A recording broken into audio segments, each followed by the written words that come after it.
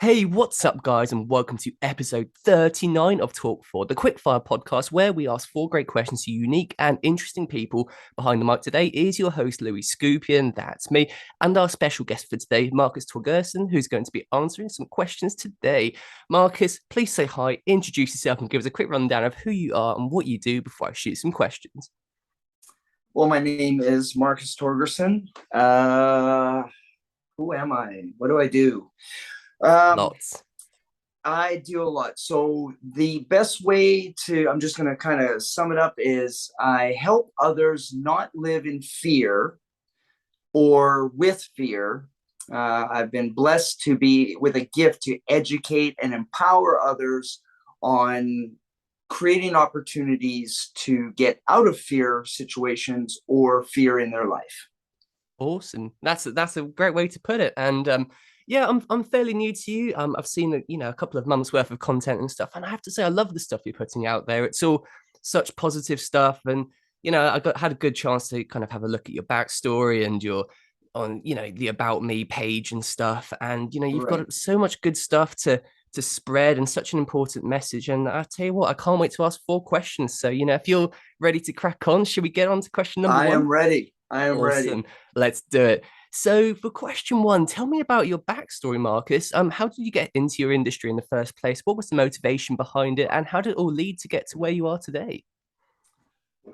Backstory. Well, you have to remember, Louis, that I'm 53 years old. So I have a massive gap of information to give out. So I'm just kind of give the bullet points. For all of my adult life, actually all of my life, since the age of 10, I've been involved in martial arts, combative situations. I understand you're in jiu-jitsu right now, Yep. correct? That's right. So 43 years I've been involved in some way, shape, or form in combative things. It is how for the last 16 years I was with a Israeli-based Krav Maga federation. I just recently retired from my job. For 10 of those years was to internationally train people to become instructors or test people or do seminars around the world. Now, that being said, I'm not a Krav Maga guy. It's definitely what I do, I have done. But it's kind of like saying you're just a tennis player. Sure. Right? Or, I mean, it's just not fair. So my background is based on trauma. It's based on insecurity, doubt, and overcoming that or surviving it and flourishing now in my later years in showing people how not to be in fear, because I've lived fear and trauma and being in recovery for most of my life. So when people ask that question, it's a good question. I just don't know how to answer it because a vague brushstroke answer doesn't even scratch the surface. So to make it simple, I'll make it simple. I'm a 53-year-old man who grew up in Canada, has traveled the world. I live in America, and I've been blessed to empower a lot of people in ways to be able to give a single finger salute to violence. Right. There you go. That's a good answer. And all right. So I didn't even think about it, but it's just, I'm not thinking about any of my answers. So go ahead. Sure thing. Right. Well, I'll tell you what. I don't know if it means I've been living under a rock or something, but I actually hadn't ever heard of Krav Maga before seeing you and stuff. I had to look into it. Okay. It looks really interesting. So I'm just wondering then, how did you actually get into it in the first place? How did you discover it? Why did you pick it up? Was there a reason? Yes. So as I said, I've been doing martial arts my entire life. And at a certain part of my life in the early 2000s, I just wanted to be a student because I'd already been a school owner for karate. And, I just wanted to be a student. I didn't want to do anything else. And Krav Maga was brought to my ears probably about 5 years before I actually did it. from a childhood friend, and it just fit when I did a little bit of research. I mean, this is 2005 we're talking about. There wasn't a huge, I mean, it was big. It really hit the market, especially in North America. However, what gravitated me towards it was the fact that it's not a traditional system. Its only purpose is to survive a physical assault. Now, working in bars for 20 years, plus being a kid of the streets, I knew all about street violence, and I knew karate and traditional martial arts did no good whatsoever against a street fighter, which I'm pretty sure by you nodding, you understand what I'm talking about. I do. Yeah. Okay. Absolutely. So Krav Maga's its only purpose is to take people in a short amount of time to make them capable to deal with weapon attacks, multiple attackers, what have you. And I really fell in love with it. And there's a long story there as to how I ended up doing the things I did. The Cole's Notes version is Krav Maga is the most effective defensive tactic system there is around, because of the fact that there's not a man, woman, or child that cannot do Krav Maga. Not one. There's not one. I teach handicapped people. I teach people with disabilities, amputees, men, women, children, doesn't matter. You can do it in any way, shape, or form. And no other system is like that. Wow. There you go. Yeah. That's fantastic. And actually, I was looking at a Krav Maga school, and there is one actually pretty close to me. So, I'm thinking about turning up for a lesson, having a go at it. It seems like one of those things that's it's more of a necessity, really, isn't it? Rather than kind of like really a hobby is. Or something. And in your neck of the woods, you're damn right it is. Yeah, absolutely. And anyway, so I heard about you actually through 100 Daily Skills by Clint Emerson, and you've got some really good stuff in there. And how did that come about then? How did you how did he reach out to you and stuff? And what's it like being in the book? Well, first of all, it's probably my professionally it is a highlight to my the things I've accomplished professionally. Clint Emerson's a beautiful human being. He's really good at what he does, and he's just a good soul. Sure. He contacted me about being in the book, and we had some social media interactions, and I had met him in person actually when we were at the airport, switched numbers back and forth. And he just came up or texted me or called me, actually, I think. And he said, "Do you want to be in the book?" And the answer is yes. Like, I didn't ask any questions, not whys, where. I did no particular, just said yes. And I was living in Arizona at the time. And he, or by the time the book was going, and he came out to Arizona, which, if you go to his website, ClintEmerson.com, he now has a thing called the Ready Room. And if it's a subscription, but you can watch all the episodes from the book, because the book had a TV series that went with it. Not just the stuff that you can do from the QR code that shows all the techniques. Oh, really? Didn't know that. Yeah, it's brilliant, absolutely brilliant. And so when that opportunity presented itself, it was a great interview with him, and the fact that I got to kick Hitler's ass, let's be honest, is quite honestly I know others were wanting that position, so I'm thankful that I got that opportunity. That's so cool. Oh my god, it is. So you've seen the book? You've gone through the book? I am, yes. I actually have it on my desk here. I was reading up again before our podcast just to brush up on the current things. But yeah, no, you seem to, you obviously know a hell of a lot of stuff about what you're doing. So I do. Pretty cool. And the book in general is, the beautiful part about that book is it literally has something for everybody in there, because there are legends in that book. I am humbly blessed to be in that book, considering the names. When you look at the names that are in that book, these guys are, absolute legends in whatever community they're in when it comes to violence.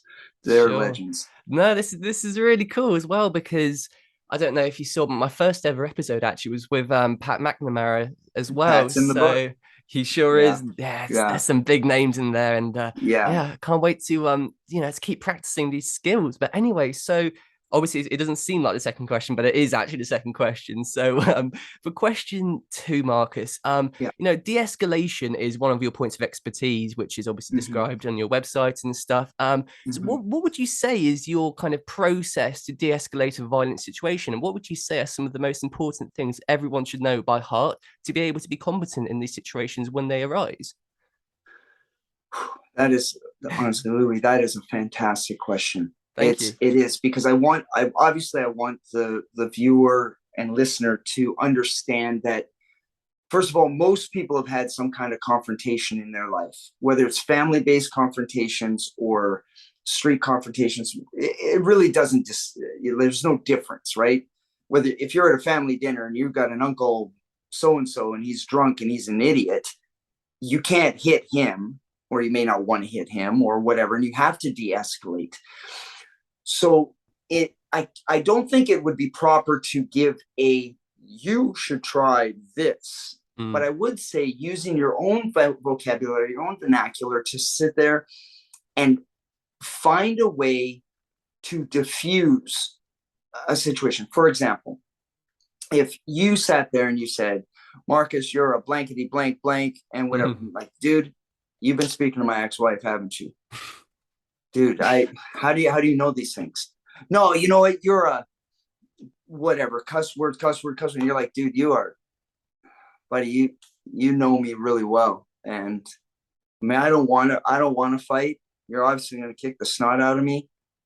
And man, I just want to go home. What do I got to do to go home? Well, you're a blank, man. I'm not arguing. You're right. I am those things. I'm not comfortable saying it, but yeah, you're right. I am. Now, at some point in time, de-escalation gets to an opportunity to escape or leave, or you're put up against a wall. We'll say a wall for argument's sake.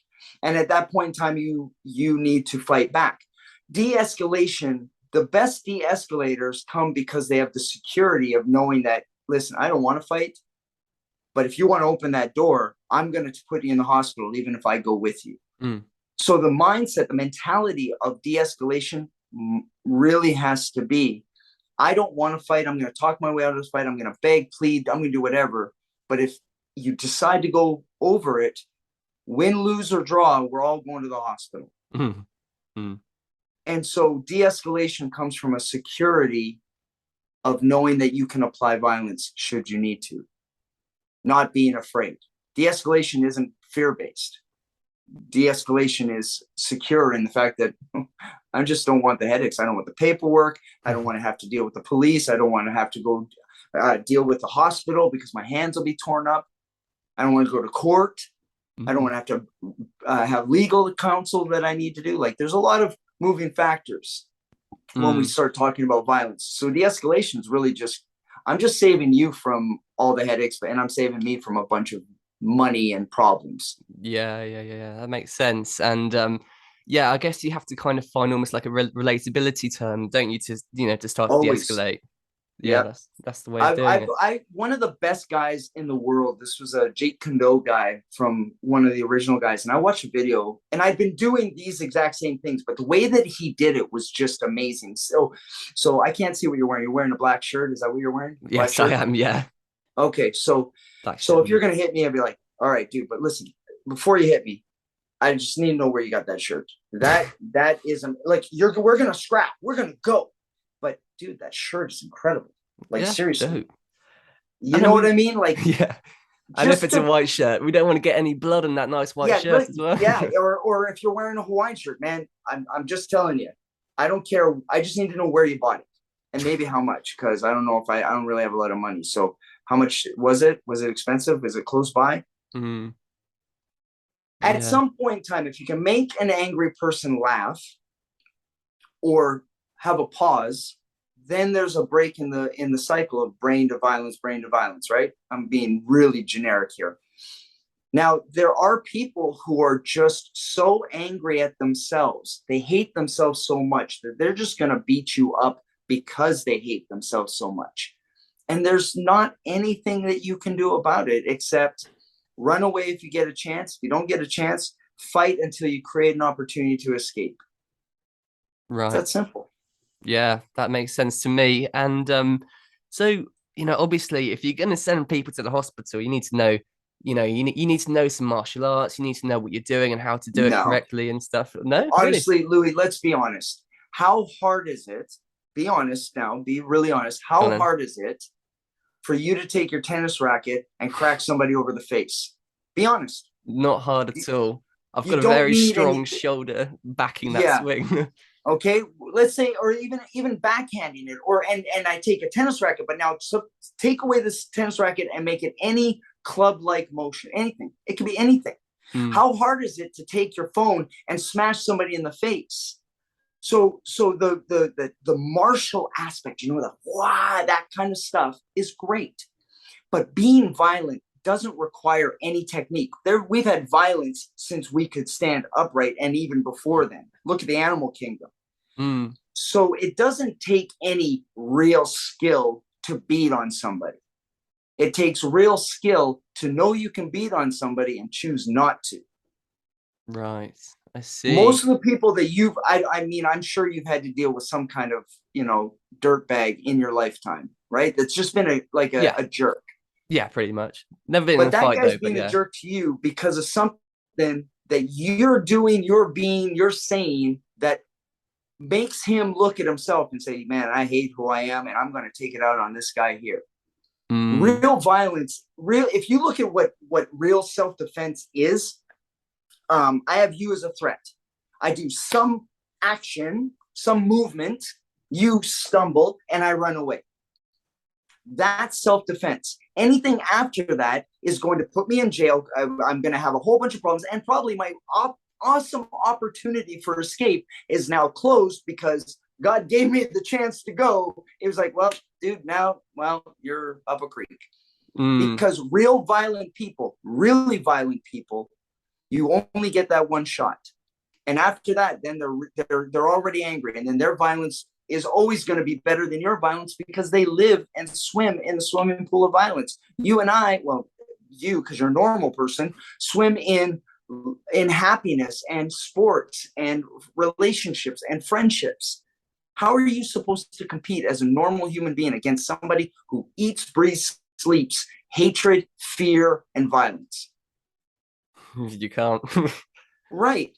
So you do what you need to do to create an opportunity to escape and then learn from it, so that, because there's probably awareness things that were probably popping up ahead of time, but you had your head very buried in your phone, or you were talking to somebody and you didn't see that this guy cut over two cars just to come over so he could push you and say blah, blah, blah, blah, blah.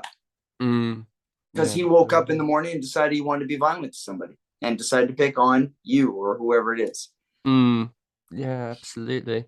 Interesting. So, I mean, I was brought up always being told that, avoid conflict, prevent it and Mm-hmm. stuff. But Mm-hmm. if it comes to it, your number one weapon is your legs, run and stuff. And I can Yeah. see how there can be situations though where you just can't run, but you need to create that opportunity, don't you? And that's what the self-defense really is. Yeah.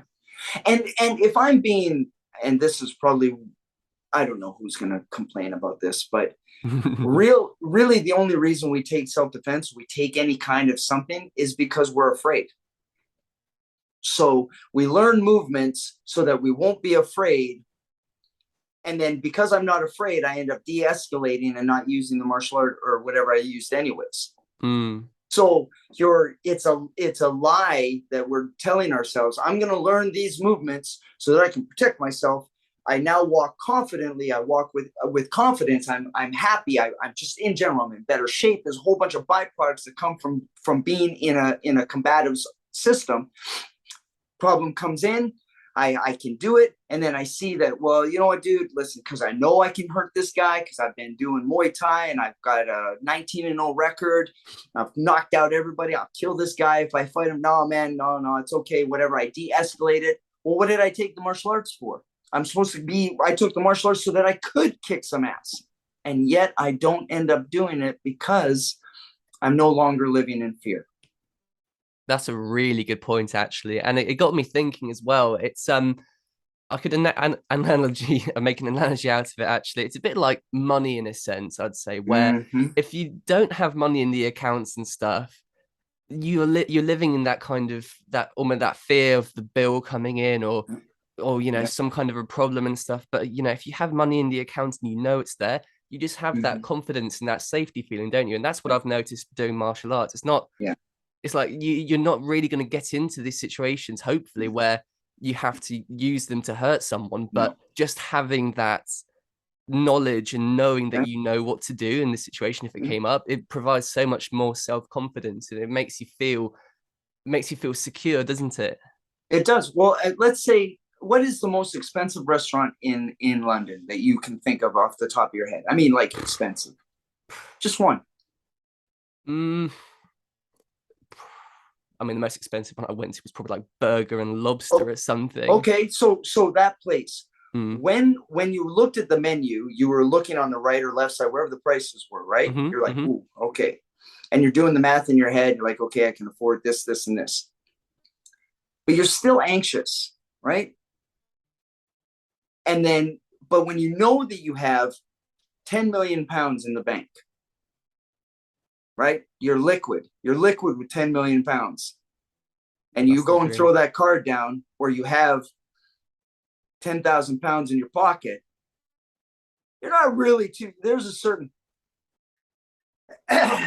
relaxation. Now, money, all these things are based on one thing, security, which is a lack of fear about whatever the subject is. And that's the beautiful part about talking about fear is it applies to every aspect of our life.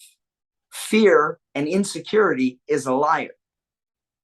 Don't buy into that bullshit right there. Fear's a liar. So if you want to be secure, go do things that you'll sit there that will kill fear and be like, I don't have nothing to do with it. Fear of heights, fear of whatever the garbage is. Go and do what you need to do so that you are confident and secure, so it doesn't have that kind of power over you. There you go. Right. Well, moving on then, actually on the same kind Okay. of subject, Okay. tell me a bit more about Krav Maga then. So, I hadn't heard of it before this and so on, but, Mm-hmm. I'm hoping that, there's going to be a few people who listen to this podcast and then they decide to maybe Mm-hmm. give it a go or take it up and stuff. And if they do, what do you think are some of the main benefits and attractants of starting it? And do you have any tips for beginners starting out and how to improve really Sure. quickly? Sure. So as I said earlier, why Krav Maga for everybody versus any other system? And I tell anybody, if I will say go to Krav Maga, but don't say Krav Maga and only Krav Maga. There's striking, there's ground game, like make it a lifestyle. Why jiu-jitsu is so popular is because it's a lifestyle. It has nothing really to do with necessarily the techniques. Krav Maga is effective because if I take you into a class within 2 nights through maybe 3 nights, you're already going to have combat effective techniques. That's a fancy way of saying you're going to be able to do some movements that'll cause them pain and not you. Okay? Right. I mean, ready to go, set. You're good. You're ready. The system is built to empower people with little to no physical ability, little to no aggression, and be able to give them the movements and mentality to sit there and be able to deal with violence. Every technique is easy to learn because it's based on natural body reactions. The whole system is based on natural body reactions. That means that when I choke you, and let's say, for example, I'm choking you like this, what's your first instinct? My hands are going to go to where the choke is because you're a human being and every human being reacts the same. Nobody gets choked and goes, oh, is that the best you got? So I need to get rid of the choke. Well, and Krav Maga is based on 4 very simple rules. Okay, here we go. This is the idiot's guide to Krav Maga. 4 rules. Deal with the problem. Counterattack as soon as possible. Disengage or disarm if there's a weapon.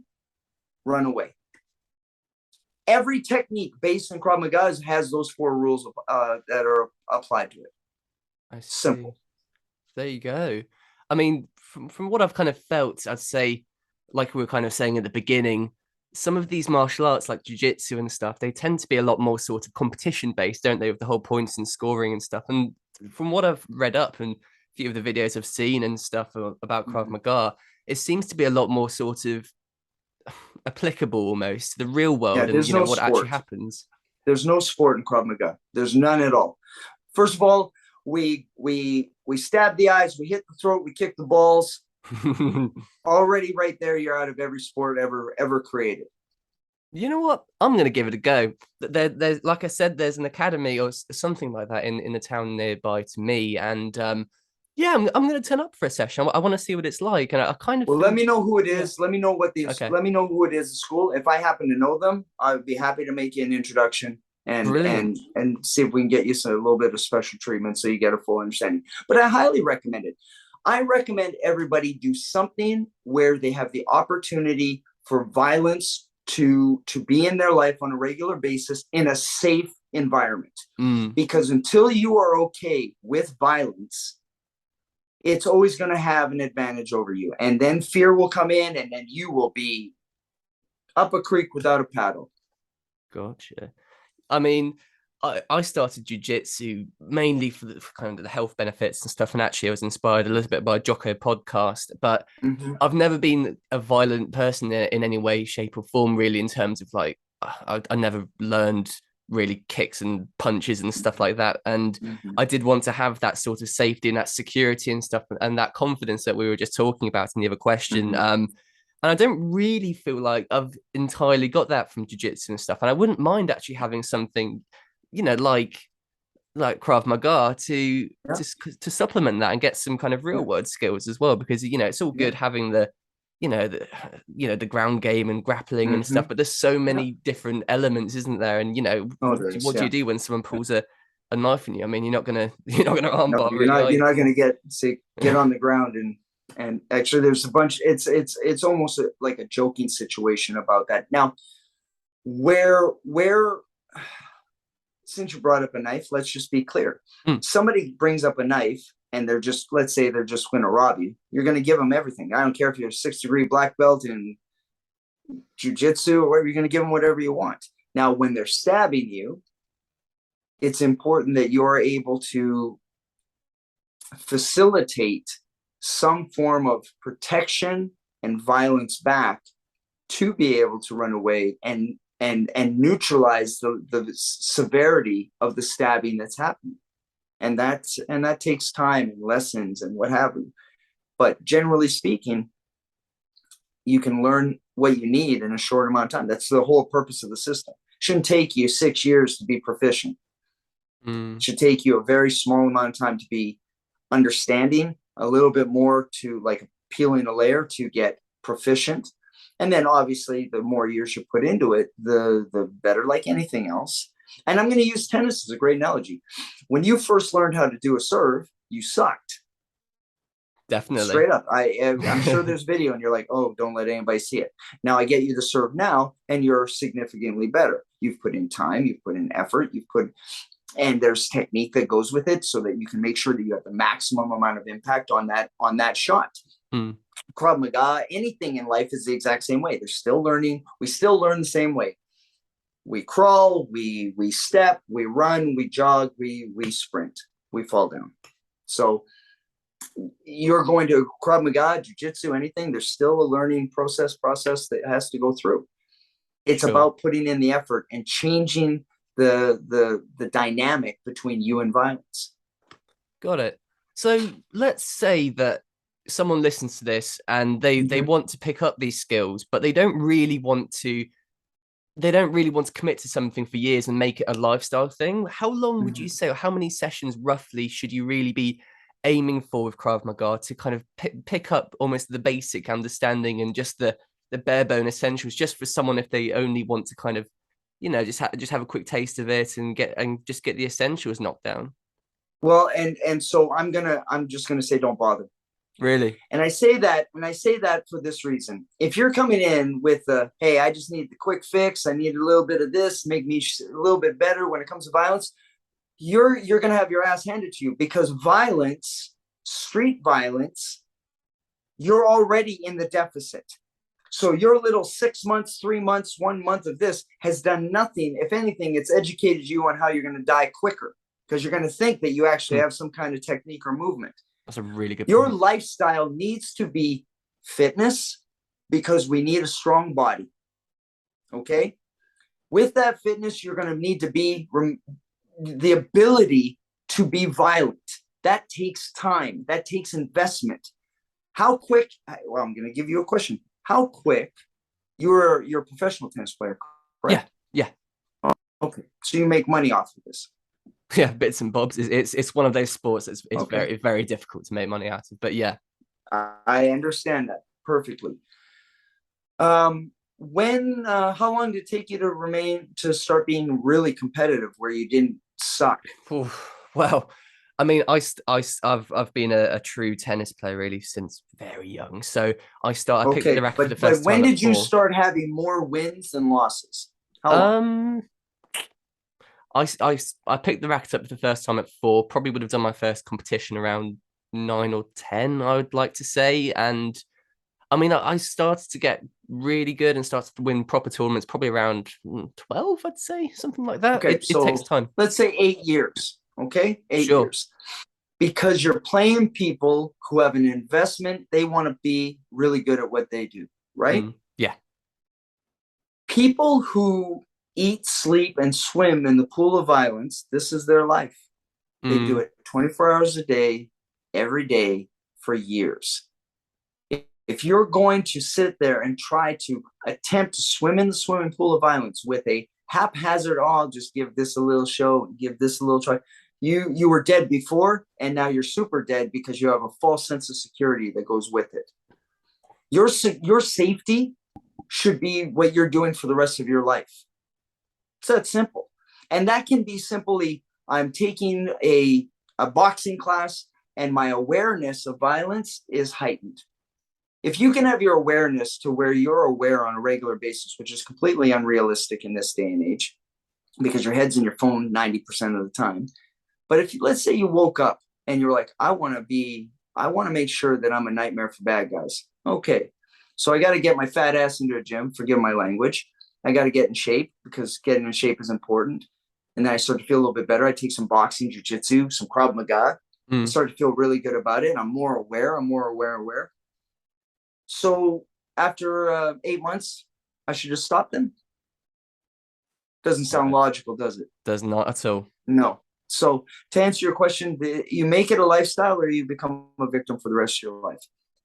The minute, that you decide to change the outcome when violence happens by investing in your time into some kind of defensive tactics, investing in a gym, investing in your health, investing in your fitness, and investing in your mental health, that's an ongoing thing for the rest of your life. White belt attitude for the rest of your life. It's good that you mentioned the gym as well, because it got me thinking. And obviously you want to be quick, and you want to be strong, and you want to be fast for self-defense, but there's also the visual side of it too, isn't there? I think you know, for a bad guy, they're less likely to pick a fight with someone who's, you know, built up, looks strong, looks fit, over someone who's not. Hey, wouldn't you agree with that too? I would say this, that I want to go Animal Kingdom for a second. Sure. When the apex predator goes, do they pick the strongest meal, or do they go to the weakest meal? They go for the weakest one. Okay. So there's no difference in humans or humanity and the animal kingdom. They're going to go for the easiest target. It's a no-brainer. Now, that being said, I need to make sure we're clear. You'll see a lot of guys who are real muscular and beefed up and whatever, and then those guys are in a fetal position getting kicked by 6 or 7 guys, right? Because so the facts are this, that when violence decides to come to your life, it does not discriminate. It doesn't care about your sex, doesn't care about your age, doesn't care about anything. When violence decides to show up, it's going to show up. And you're either you've invested in your mental, physical, and emotional and spiritual health to make sure that you can not get killed, or you're going to be the weak link and the last antelope to go, and you're going to get eaten and you're going to end up dead. But you have a choice. You have a choice. You can invest in your time, or you can go binge watch whatever's on Netflix. It's a very good point. You have a choice. Yes, you do. So, talking a little bit about mental health there as well, and kind of investing in that. I wanted to, I wanted to dive into my fourth question, a slightly different subject. So, done my research and you had a look at, your past and stuff. And, there's some stuff that sounded kind of tough there too, I have to say. And, you've had a tough time in life before, all the things that you've, before all the things that you've taken on and started doing now. I'm sure, you still have bad moments and stuff. But, my question for you is, for someone who's going through a bad time, is depressed or suicidal, just in a bad place, do you have some advice or words of encouragement for getting out of that place and onto a better path, and not just getting out but thriving after it too? That's probably the best question you've asked so far, and Good. Probably the most pertinent. Good for the last considering one, eh? considering our current society. When you're in the darkest places in your life, where you wish that you weren't breathing and you wish you didn't wake up in the morning, there's usually a voice that's whispering to you, you know what? Life would be better if you weren't here. People would be better off if you weren't here. Or you're a pain in the ass to everyone you love, or whatever lie is being whispered in your ear. And that's one that I want you to understand, that it is a lie.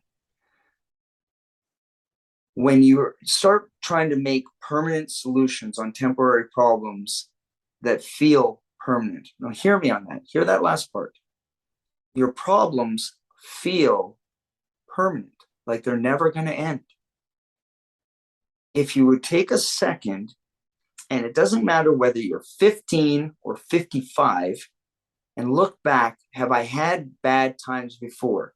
Everybody has, and you're still here, which means, bottom line is that this storm, this completely dark abyss storm that's smashing you left, right, and center, will end at some point.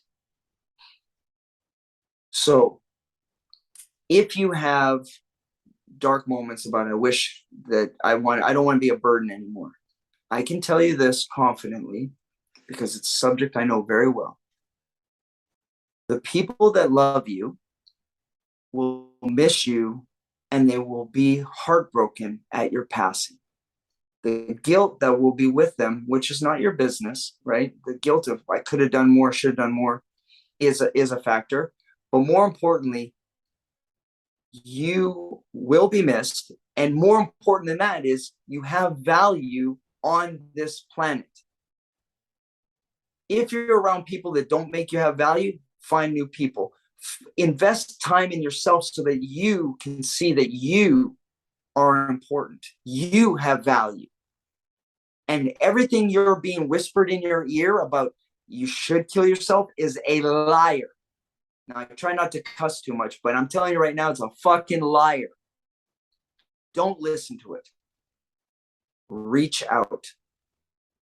Don't feel like you're alone. And I'm going to say this. If you feel like you're just done, there will be contact information at the end of the show. Contact me. I don't have the answers. Like, I'm not a professional. I'll probably say more stupid things and I'll say good things, but I know what it's like to be at the end of your rope, hanging on by pinkies and thumbs and wishing that it would just all be over. And the world without you would be a less bright place. So stay alive. That's such a moving statement, isn't it? And that says a lot about, you as a person as well. You've got a load of followers and stuff, but I can tell that you're the kind of person who would be there for people. And just conversing with you and stuff. We had a podcast scheduled a while ago, and I had to cancel it because I got really ill actually at the start of September. Marcus did some really nice things as well in the messages and made me feel good. So I can definitely recommend reaching out to Marcus. He's a really good guy. And just on the same subject too, I just wanted to ask as well, for improving that situation, would you say that the martial arts and stuff, do you think that helped you as well get through some of those things, and having that sort of a lifestyle, was that something that made a difference to you, do you think? I think martial arts was an escape because of the horrific things that were going on in my life. Like anybody who's listening to this, if there's going to be somebody who says, that's going to say, I understand. I was molested. I had a drunk parent. I had abuse. I had violence around me on a regular basis. Martial arts was my outlet of escape. It was my only thing. I was not a good athlete. I had no confidence. So even if I could play sports, my confidence for playing a team sport was zero. So martial arts being an individualized situation, I thrived in it. And I could just be me. Excuse me.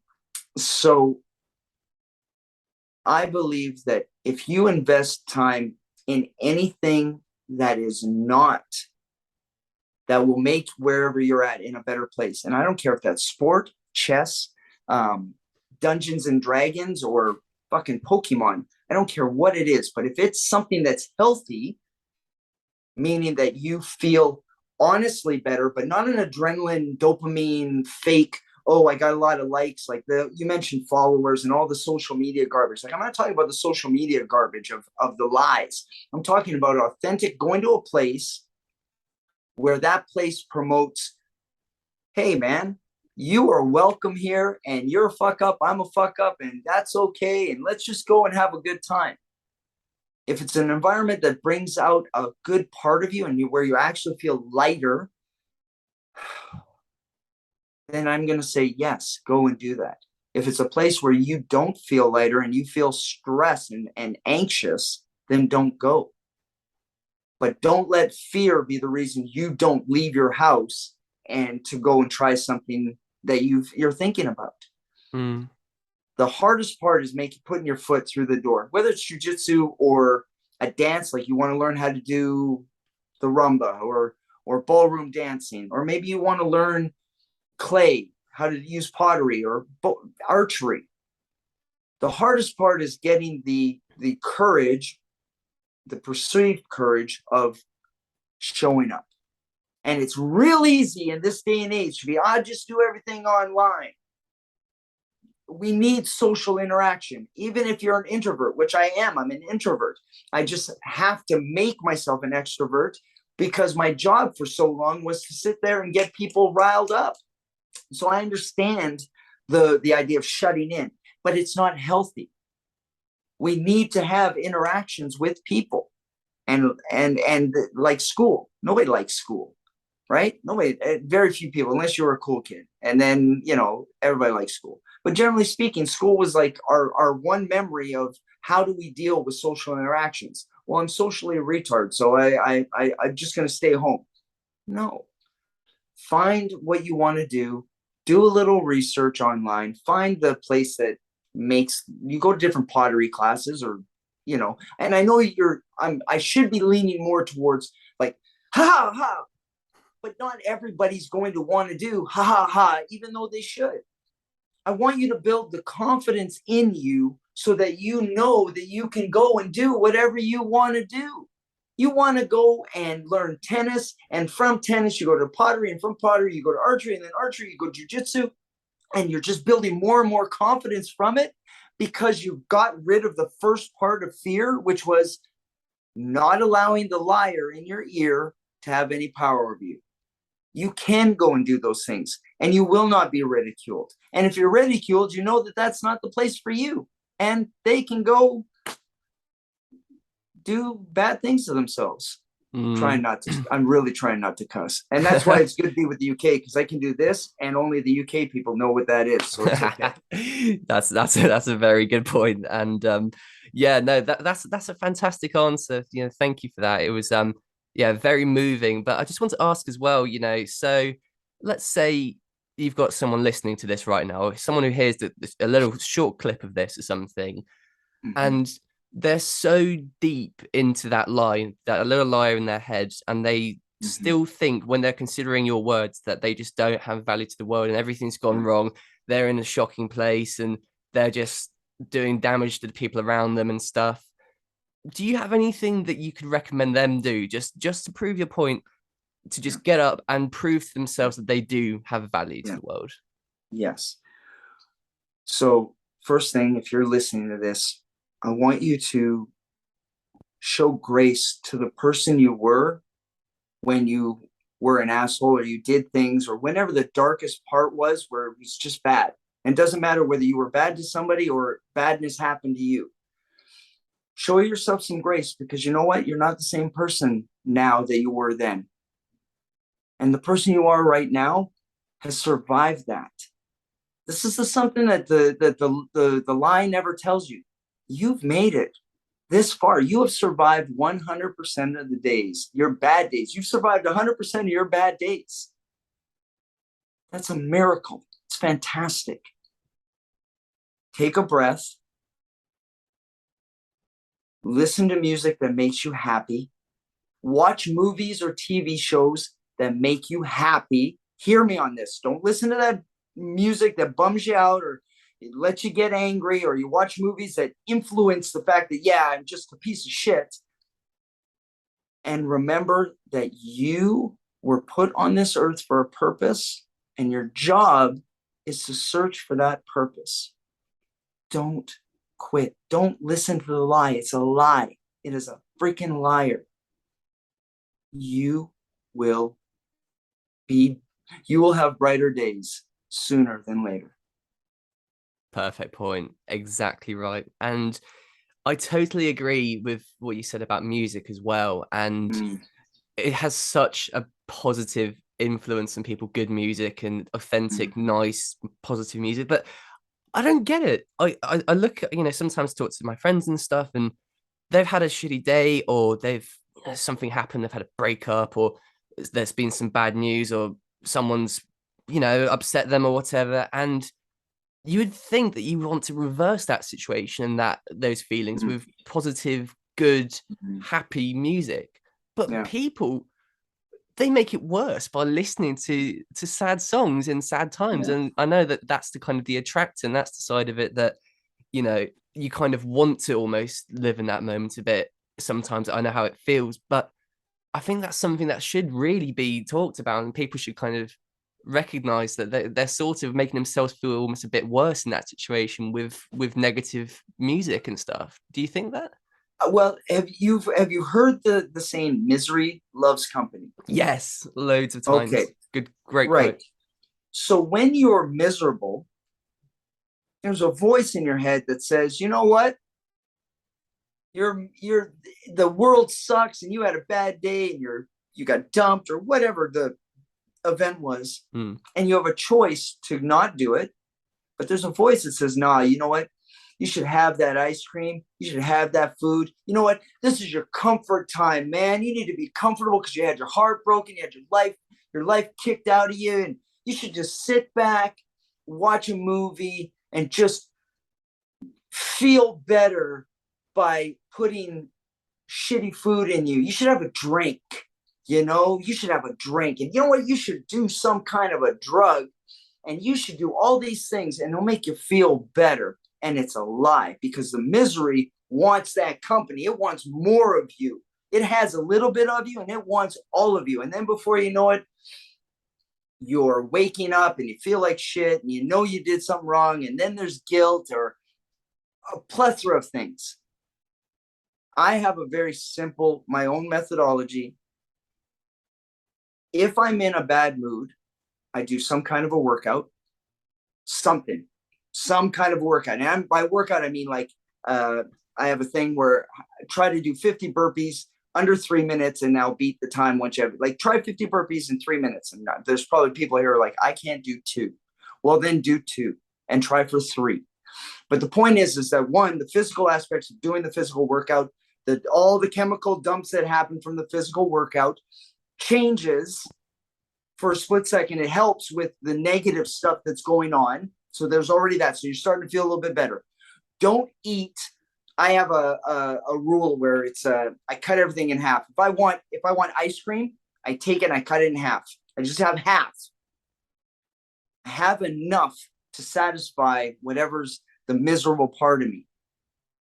I listen to music that immediately will put me in a happy place. Immediately. I won't watch any shows or any TV that I know is from a time where maybe everybody knows when they were in a bad mood, what they watched when their girlfriend dumped them or their boyfriend dumped them, or what music they listened to that really remember the love that they had in that relationship. Yeah, don't listen to that. Don't watch that. Don't call people who are just going to feed that and be like, yeah, man, let's go to the pub. You know what? To hell with those people. Let's go to the pub and have a drink. The worst thing you can do when you're unhappy is have a drink. Having a depressive thing that that helps with depression when you're already depressed is never a smart move. Not at all. No.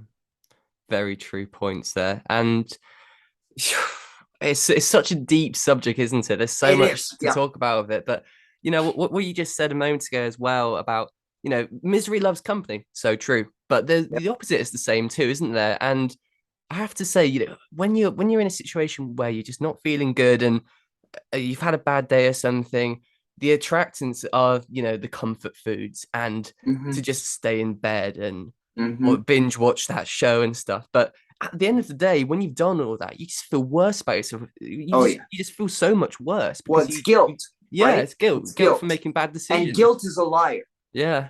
Guilt's a liar because guilt's based off of fear. But misery loves company. The opposite is true, isn't it? So when you get that workout done, even if it's just 50 burpees or, you know, read or 10 pages of a book, that starts that little train, doesn't it? Because then you feel good about yourself and you want more of it. You want to get a bit more of that good feeling. So then you're going to go and crack open a banana or something. And then it all just goes forward. And then by the time you get, you know, an hour or two after doing that workout, and you've made loads of good choices, you're going to feel a lot better about things, aren't you? And it's 20 minutes, really. It's 20 minutes of making a right decision changes everything. Yeah. And remember, there's a big thing that you need to remember is baby steps. Okay. So, and this is where I you know, it's, if it might be a mountain and how it looks like, Marcus, that sounds great. But when I get in a bad mood, here's what I do.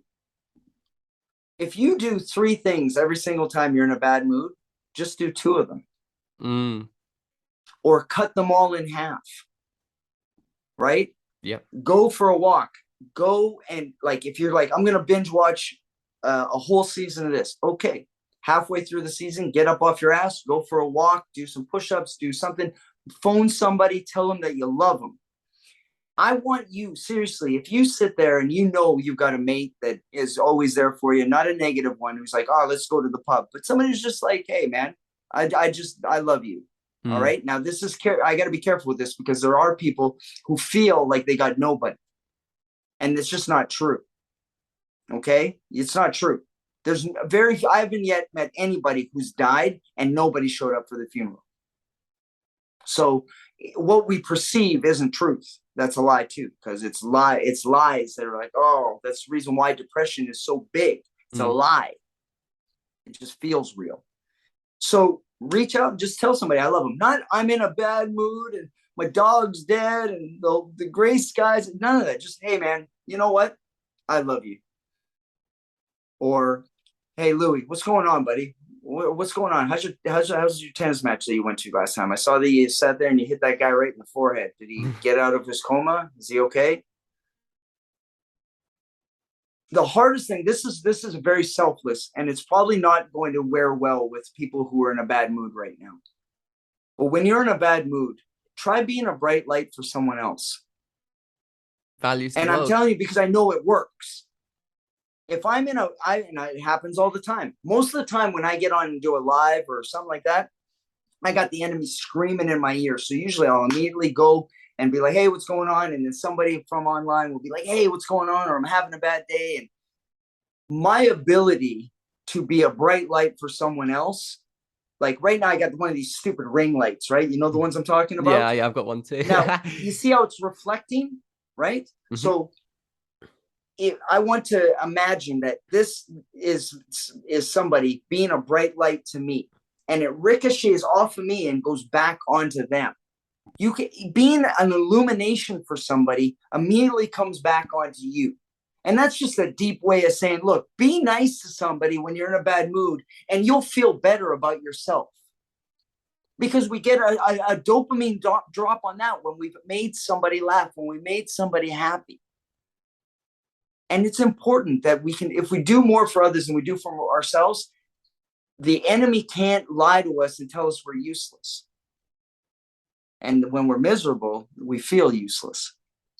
When we watch 6 episodes of something in a row, we feel useless. Oh my God, I'm useless. When I eat 6 pints of ice cream, oh my goodness, I'm a fat, useless idiot. But when I help my friend Louis, who's going through a tough time, even though I'm in the darkest place ever, and I try my best to not be miserable to him and just be like, Louis, what's going on, man? Talk to me. Oh, I'm sorry to hear your goldfish died, man. That sucks. Yeah, Nemo was a cool fish. Right on. Right. See how you smiled, right? I love that. All of a sudden you're laughing, and then I'm laughing, and all of a sudden you and I are laughing, and we're both in dark times. All of a sudden, then whatever our the fear that was yelling at us is a liar, and we're going to be okay. Because if you can laugh, you're going to be okay. If you can smile, you're going to be okay. And I know you're going to be okay. Love that. Yeah, I mean, you have a bad situation and you flip it on itself. You know, okay, I'm feeling like this right now. Hang on a minute. This is an opportunity to get tougher, be violent and attack it and get positive, do something good and flip it on itself. It's a true thing. And, you know, from what I've seen on your Instagram page and stuff, Marcus, you're spreading so much positivity in your posts and the things that you're making posts about and sharing. When you get the kind of positive interactions back from people and comments and people saying that, you know, this has helped them or something, that must help you as well, really, mustn't it? You know, you've shared this thing and you've made someone's day better. So I guess that's something that you're using as well, you know, to help yourself feel the value. Is that right? Anytime I've gotten a message that says, hey, you don't know this, but I was ready to sit there and hang myself, and you went on live and you were talking all sorts of the stuff that comes out of your mouth, and I decided that on that night not to do it. Or I was having a drink and I knew I wanted more drinks and I know I shouldn't be drinking, and I know you're in recovery, and so I didn't have any more drinks. We're human, we're a species. We're human beings, we're a species, which means we're the same species. So as long as everyone understands that I bleed, shit, and cry just like everybody else, and there's nothing special about me, ain't nothing special about you, ain't no special about nobody, then our commonality is that we're humans and we bleed, shit, and cry together, and that we're going to have dark times. The people who sit there and say, I've never had a dark day, I don't talk to them because they're liars. It's crap. Own your weaknesses. And in that weakness, you'll be stronger. I'm telling you, the more I try to be as transparent as possible, because I don't want anybody to listen to this being like, well, yeah, but you know, he's had this success and this success. I have failed, and I have done everything wrong in my lifetime. And I'm still here. And I know the reason I'm here is so that I can sit there and show that all storms come to an end. It can't rain all the time. And I have a choice whether I'm going to be a miserable SOB or I choose to put a smile on my face and look at the beauty that being alive brings me. I love being alive. And you one day, you, the listener, will understand that it is a true blessing that you're alive and that you make other people happy.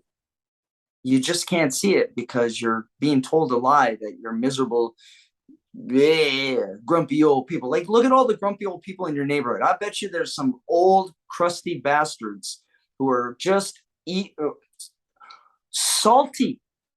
They're miserable. I like people like that because I don't want to be like them. So I'm thankful that I get to see them. It makes me sad that they're that way, but if nothing else, they did one good thing today. They showed me that I don't want to be like them. Well, there is certainly an excess of these kind of people around where I am, trust me. But yeah, look, guys, if anyone's listening to this and, you know, they want to reach out or something, Marcus made the offer. I'm making the same offer. You know, make sure to send a message. And let's get to the contact details. And so, that is our 4 questions done for today, Marcus. And before we wrap it up, it is time for what I like to call the shameless plug. So, Marcus, feel free to take a minute and share anything that you're working on, you want people to take a look at, just something you believe in, and where people can find you too. Well, I'm on most social media platforms. I'm on Instagram, obviously, as you know, and I'm on Facebook. There's 2 pages on Facebook. One's a regular page, and then one's a business page. My name, nothing fancy. I have a website, really, really brilliant website. It's a tough name. It's marcustorgerson.com, really original. And as for what I'm doing, well, what I'm doing is I write for a magazine, Skill Set Magazine. Yes, I do a lot of online articles, and I write for the magazine. But what I'd like you to do, if you're listening to this, is go, for example, clintemerson.com. He has several books that I guarantee you, all of them somebody needs, but there's a lot of great information there. I want you to go and look in your area, whoever you are, look in your area for a martial art or some kind of something that, you think you're interested in, boxing or wrestling, jiu-jitsu, something. And you want to do me a favor, you want me to plug something? I want you to go and try one class. Just try one class. You don't have to like it. I just want you to try one class, because if you try one class, it means that you're stepping out of that zone of lies into who knows what. It'll sure be better than whatever you're doing right now. My plugging me is that I want you to go and do something that you're afraid to do, because it's just a lie. Go to my website. There's stuff on there. New shirts will be coming at some point in time. Look online. You'll see whatever I'm doing, podcasts that I've done. This one's going to be awesome. It's not about me. It's never about me. That's so good. Marcus, thank you. And make sure to reserve a t-shirt for me, because I'm going to be straight on to that. I am a size large, so make sure there's one right there for me. I'll tell you right now, it says sold out on my website, but I have a Be a Nightmare for Bad Guys. When we're offline, give me the address, and I'll send you a large. Oh God, thank you so much. That's made my day. I can't wait. I'm gonna make sure to plug it in everywhere and rep it. But Marcus, thank you so much for joining me today for the Talk4 podcast. This has been an absolute pleasure, and it's been a great talk. Thank you for the opportunity. No problem. Hey guys, thank you for listening to another episode of Talk4. This has been episode 39. If you'd like to listen to our past episodes, go and have a look at our channel. We've got some really good episodes, great people. And if you'd like to listen in for our future ones, make sure to hit that subscribe button and spread some love by leaving a like and a comment. Signing off for now.